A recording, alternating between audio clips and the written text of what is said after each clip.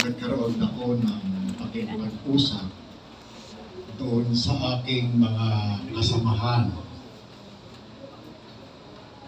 Ako po ay dating pulis, dating ahente ng PIDEA,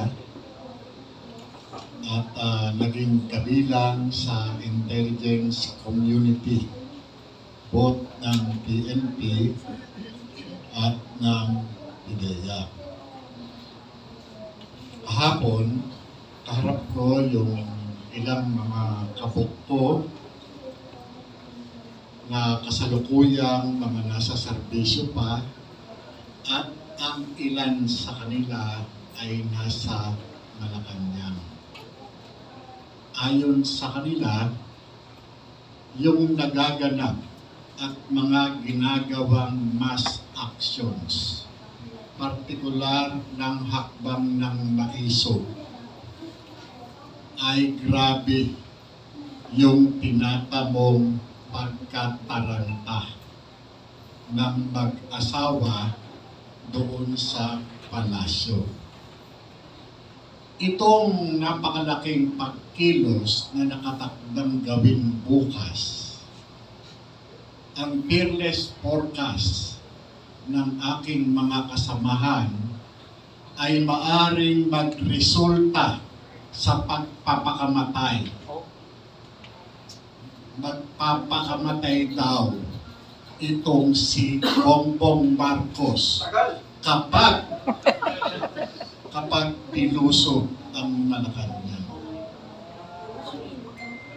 Ayaw na daw niya na umalis dito sa Pilipinas. Ito base doon sa aking mga kasamahan. Yun po yung ano. Sabi ko nga, bakit ayaw nilang bumitiw? Ba't ayaw na lang nilang umalis? Sobra-sobra na yung kanilang kinita. Yun yung sinabi ko. Pero sabi nila sa akin, Bog, wala silang planong umalis. 30 years silang nawala sa pwesto.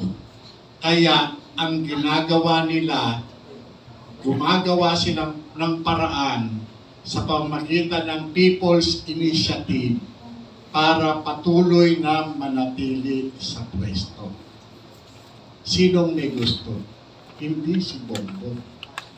Ayon sa kanila, sa takbo ng mga galawan, yung pinsan at yung asawa ang nagmamakinarya. Ito ang humahawak at nagpapatakbo ng makinarya ng gobyerno. Nakakalungkot po sapagkat itong Bongbong Marcos na ito, nagkaroon ako ng personal attachment mula nung mahawakan ko yung kaso nito noong 2012.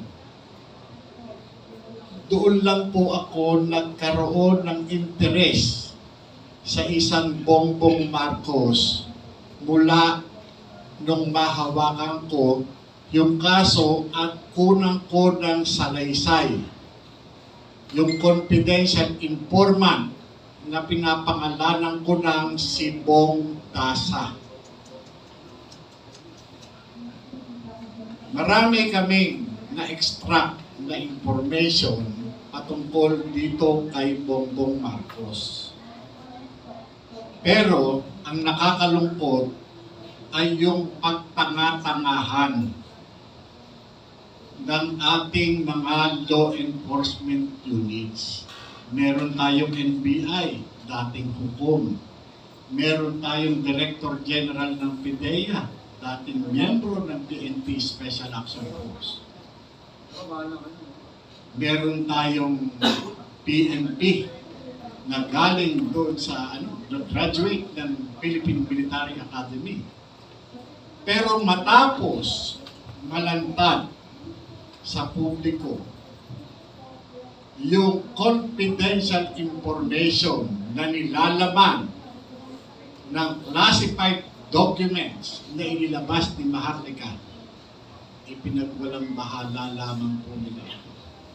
Pero kung ito, ordinaryong tao, katulad ni Juan de la Cruz, porsigido itong mga law enforcement units na ito at hihingan pa ng pondo. Hihingi pa sila ng pondo para magkaroon ng COPLAN o yung tinatawag na Case Operational Plan.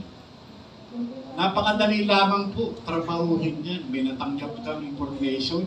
Sandali lang yan eh. Doon sa intelligence cycle na ginagawa namin eh. Ipo-process namin yan, iba-validate namin yan. Diba? Sa pamamagitan na casing and surveillance, kung kinakailangan magsagawa ka ng test buy, magsagawa ka ng entrapment operation, madali.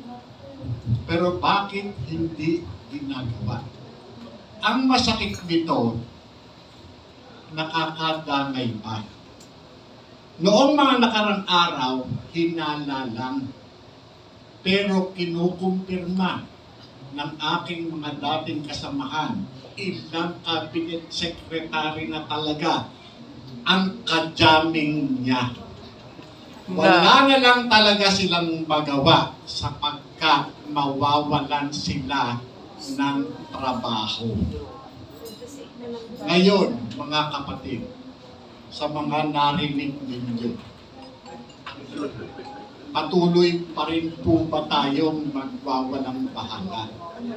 Kaya yung gagawin bukas, bagay na bagay, saan? Doon sa pagpapakamatay niya? Hindi po.